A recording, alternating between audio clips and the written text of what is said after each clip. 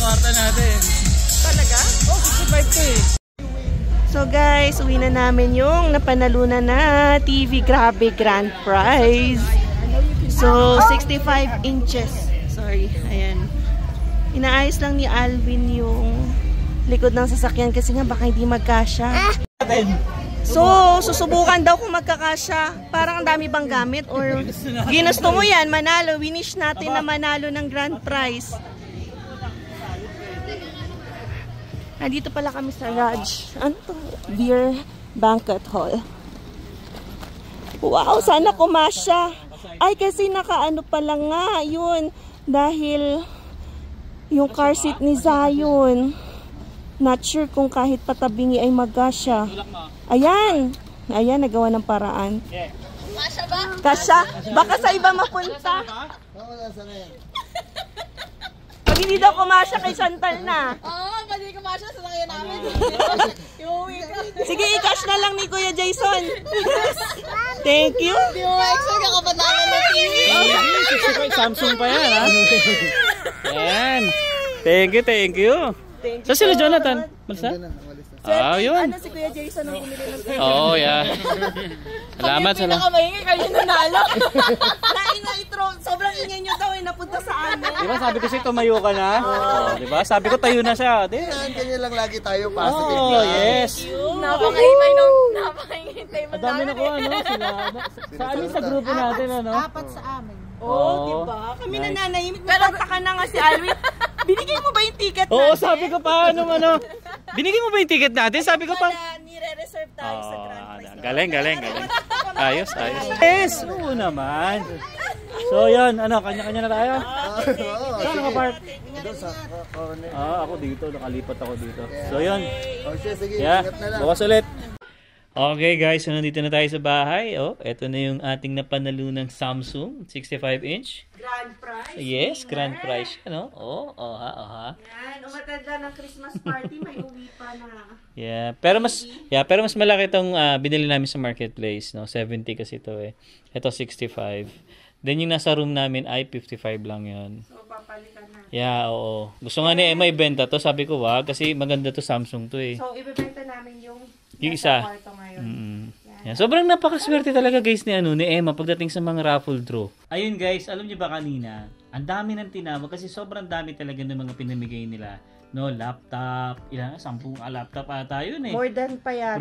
Ang printer mga sa 6 siguro, ganyan. Tapos portable monitor, gift cards, ang taga dami. $150, $200. Ganyan. So, ang dami nang natatawag at nananalo dun sa Christmas party na inattenda namin kanina. And makikita mo syempre, yung mga katabi namin nananalo na. Tapos sabi namin, ala, yung number namin, sabi hindi ko pa sa natatawag. kanya, Bibi, inulog ba talaga yung ticket namin? Oo. Sabi niya, oo naman. Oo, kasi pinilas yun naman eh. Kasi pinipilas yun nung entrance namin. Abandon yun. Pero syempre, hindi naman sa lahat ng raffle mananalo ka. Pero, ayun no, grabe. At the end of the night, kasi ito na yung grand, last na. So, ang dami ng intermission, ang dami ng raffle na sets na ginawa, hindi pa tayo natatawag.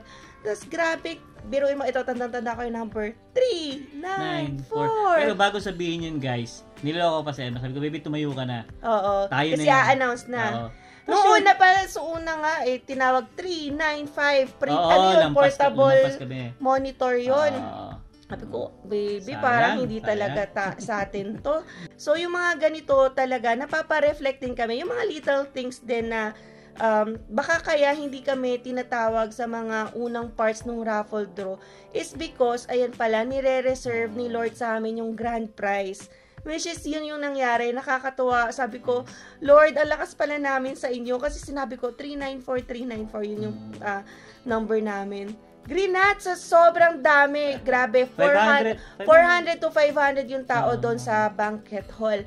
And then, kami pa yung nanalo ng grand prize. Kaya kinukongrats nga kami. Parang, akalain mo yun na ang dami nagpe-pray na sana sa kanila mapunta yung grand prize. Pero kami yung napakinggan ni Lord or sa amin binigay ni Lord yun. Parang ganon yung reflection namin. At saka yung another lesson na naisip namin is you have to wait. Kasi Tama. Baka hindi ka binibigyan ng printer ng mga small prizes na ganyan kasi nga nakalaan ka para sa grand prize, which is ang ganda ng feeling, no, na ganun yung reflection na kailangan lang din natin mag-antay kasi baka may naka-reserve para sa atin. Pwede rin naman hindi tayo manalo kasi nga may meant para sa atin. O kaya merong may kailangan na tao para doon or may meant na person para doon sa grand prize.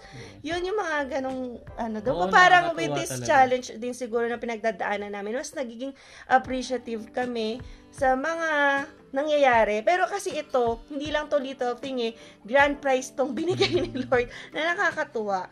Kasi umattend lang din naman kami nitong Christmas party for the first time. Yeah, actually kanina guys, gusto namin i-vlog kaso ang problema, panay copyright. Puro music kasi, so copyright kami useless. So, tsaka hindi kami magkakarinigan talaga.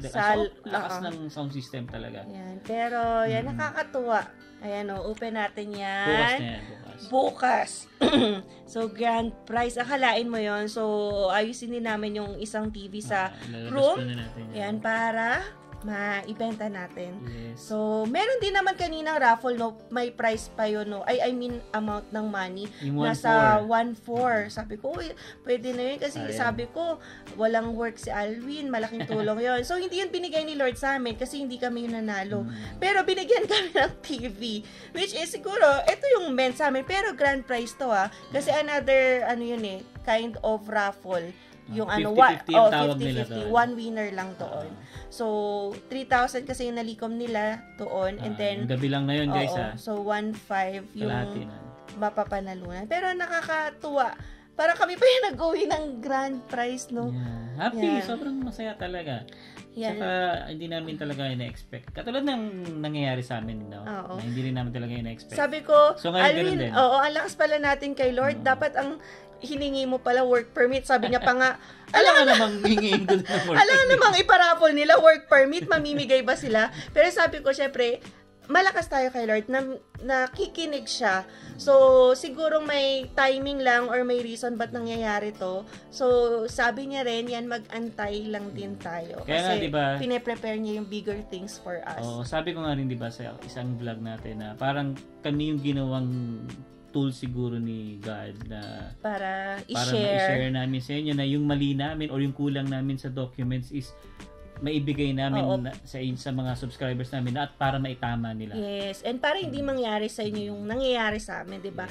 Kasi mahirap din talaga na mawalan ng work permit, hindi makapag trabaho yung isa. Syempre, 'di ba, very dependent tayo sa salary natin. Yeah, sabi siguro ni God, total kayo naman yung nagbibigay ng information sa mga tao diyan, no, na nangangarap na magka-PR o magka-papel dito sa Canada. So, sabi niya, sige, ikaw yung gagawin kong tulay para ma-guide mo sila. Parang ganun, guys, yung naisip ko. Yeah, so, yun yung mga reflections natin ngayong gabi. Yeah, kaya sabi ko kay Emma, maging masaya na lang din tayo. Enjoy na lang natin kung anong meron ngayon. Kasi, sure naman talaga ako, itong result na darating ko, ito talaga, guys, feeling ko naman 100%. And itatama na natin yung mali. Kasi sa amin naman, entitled naman siya. I mean, qualified. Hindi lang na i-defend ng maayos siguro. So, more on lang din talaga, reapplication with the complete documents. Yan. So, yun lang naman. Alright. Basta sabi ko, muna isipin kung kailan ba ako makakabalik. Kumbaga, hindi natin alam kasi kaysa isipin natin yan, sasama lang loob natin, dahil sobrang tagal, hayaan mo na lang ibigay sa atin ni Lord kung kailan yung araw na dapat. Pero very thankful din kami kasi pinaparamdam ni Lord na hindi niya kami pinapabayaan. So, may mga aspeto lang sa buhay namin na kailangan resolbahan kasi nga naman lahat naman may challenges. Pero sa ibang aspeto, we feel so lucky. Yan, kasi hindi naman lahat nananalo sa raffle. Kaya nga next nating target, loto na. Tumaya ako kanina. Pero yun nga, syempre nakikita nyo tumataya kami na bumibili tayo ng ticket sa Stampede. Hindi kami nananalo doon. Kasi kahit feel ko na, nananalo ako. So may mga events or times din na hindi tayo pinagbibigyan ni Lord. Pero sa ibang raffle draw, namimigay talaga si Lord. Lagi tayong binubunot. Grabe, no? Siya talaga, guys. Yan. Pero ano din, mas swerte din ako noon dati. Nung buntis ako, no? Parapol-rapol na maliliit lang na bagay, ako pa yung nananalo. Pero syempre guys, hindi ako buntis. Ano lang talaga, swinerte tayo ngayong gabi. Ayan. So, thank you talaga. Lord. Especially kay Jason. Maraming salamat. Ayan, shout out kay Kuya Jason. Siya yung bumili ng ticket namin. Ayan, may buffet pa tayo. Para makasama kami doon. Nag-enjoy na nga lang kami. Nanalo pa kami dito ng TV. So, thank you talaga sa mga kaibigan namin. Ayan, katulad ni Kuya Jason na yan, tumutulong sa atin ngayon. Yes. At saka syempre, shout out na rin natin si Ana. Yan. Yes. And saka si Jeng. Yeah. And sa mga nakasama namin dyan sa Christmas party kanina. Maraming salamat sa inyo guys. Sobrang nag-enjoy talaga kami. Yan. Sa food pa lang di ba? Yes, Grabe. ang sarap. Grabe, napakain kami ng lechon. Kahit iklang lagay mo, bahala ka, basta ubusin mo. Yan. Pwede. Ano nga yung tawag doon? Raj meat. Hindi ko mabagget kasi kakaibang pangalan sa banquet hall. Alam ko parang doon nagko-concert sila, Ben and Ben. Yeah. Parang ganon. So, magandang events place din siya. And very festive nung mood talaga. Kapag Christmas party ng Pinoy, iba. Iba talaga. Sobrang na-feel namin na ito parang nasa Pinas ka. Yeah, sabi ko sa kanya kanina, Rivi, parang nasa Pilipinas lang tayo. Sa sobrang dami ng Pilipino. Isipin mo nasa 500 lahat yun, guys. So, pero may mga Nigerians din. Or hindi ibang lahat, lahi. Pero, maliit lang na percent. Yung Nigerian at saka Indian. Yan. So, mafe-feel mo rin talaga. Iba-iba tayo ng pagse-celebrate ng Christmas party. Pero ito yung nakasanayan natin. Kaya sabi ko, ang familiar kasi may mga international number. Alam mo yung mga competition, bawat group ng mga sayaw.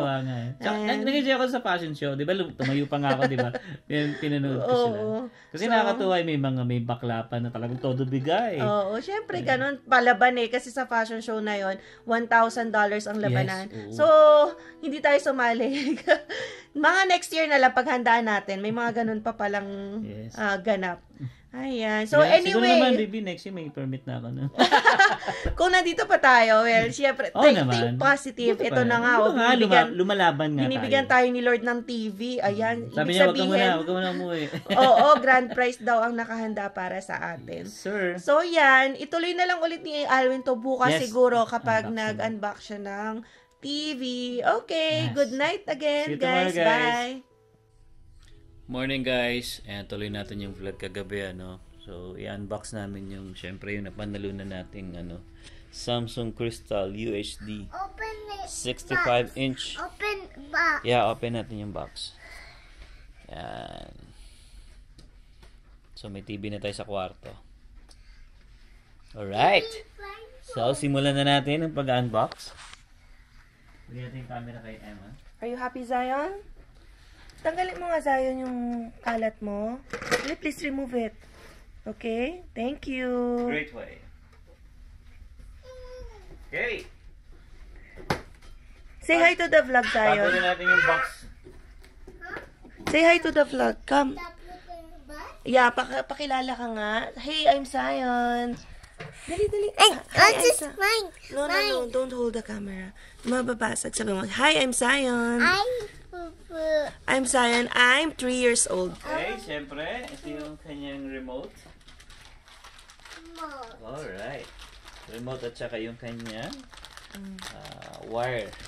Okay. Para sa TV. Pero kailangan dito, baby. Kailangan pala. Wait lang. Yeah. Bubuhatin. Wait, Zion, wait. Mahihiga pa ang gulo mag-unboxing. You want up? Later na. Paa. Yan yung stand. Sana hindi ganun kalayo para magamit natin yung table. Kaya? Ay, hindi. Styro pa lang pala. Sa ibabaw pa lang to. So guys, binigay na ni Lord to. Hindi na kailangan bumili. Pero hindi naman talaga namin kailangan. Basta pre-provide lang ni Lord yung grand prize sa amin. Okay. Nakakatuwa. Wait lang. Baba mo muna yan. So, ito na. Nakatalikod pala. Yun Hello. Satin natin. Okay. Okay. Hawakan mo. Kunin ko muna yung tools ko pala kasi kakabit natin yung paa.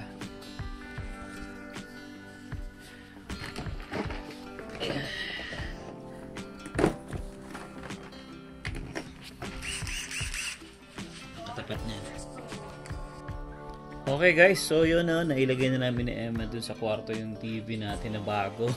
So ito na yung guys, yung luma natin. Also TV. Yeah. Also TV. Oo, ibebenta namin to sa kaibigan namin. Yeah. Pakakunin nila Bianca. Yan, sana kunin na nila para ma-dispose na natin kasi wala na tayong space.